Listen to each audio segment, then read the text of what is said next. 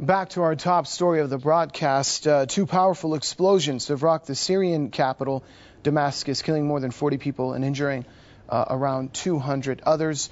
To discuss that more, we're now joined by political analyst Maya Naser, who's joining us via satellite from Damascus. Mr. Naser, do you see these blasts and this sort of violence a way of undermining the peace plan in order to see it fail? First of all, I'd like to thank you for interviewing me. Secondly, I'd like to present my condolences to all the people who lost their lives today, to their mothers, to their children, and to their families. We denounce such an action today. This is a terrorism. Every time Syria get in stabilizing the political situation inside the country, we seen such an attacks. After Syria approving the observer plan, the Annan plan, and observers are in Syria going through a very quiet day of elections. Yesterday they have attacked the observers. Today they are attacking Syrians. We have to understand this, sir. In Syria today, they didn't attack a governmental building. They attacked places where Syrians, they have houses, they have schools, their children. We have almost 40 deaths of bodies right now, corpse going to the hospitals, 170 wounded. 8 people, 8 body parts, we don't know exactly to whom they belong. The explosions are big. They are different from other explosions happened in Syria. They are attacking civilians. They are attacking the trust, the relationship between the government and the Syrians itself, to create a gap between both parties. Yet we have seen Syrians gathering after the explosion right away, chanting against countries who asked to support logistically those terrorism, the countries who are financing, the countries who are actually calling for arming the terrorism in Syria.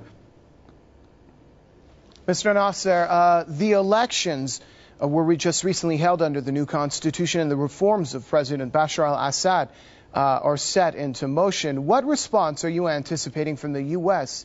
and its Arab allies in the region?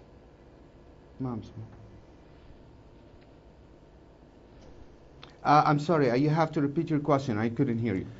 Yes, my question is, what response are you anticipating to see from the United States and from its Arab allies in the region in regards to the reform plan and the elections that were just recently held under the new constitution, as promised by Syrian President Bashar al-Assad?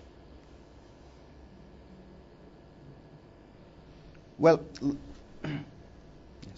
let me be clear about this. The Americans and their Arab allies are not after reforming Syria. If they were after reforms, President Assad has already offered too many steps, and he's been taking too many steps into getting into stability and political reform and democratic reform to this country.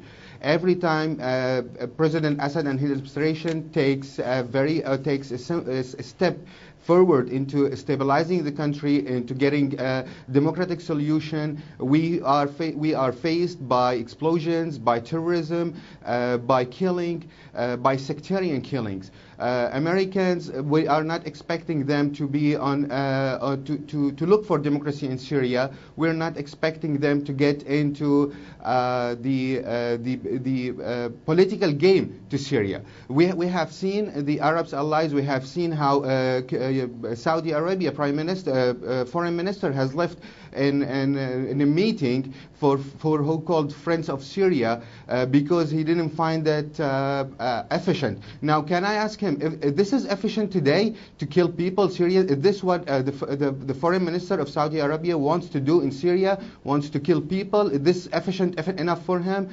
We have seen the Qatari emir, the Qatari prime minister, calling for arming militias in Syria. This is the militias, and this is their militia. They are arming it, and this is what we are seeing right now as their actions for democracy in Syria. All right, many thanks. Political analyst Mr. Maya Naser from the Syrian capital, Damascus.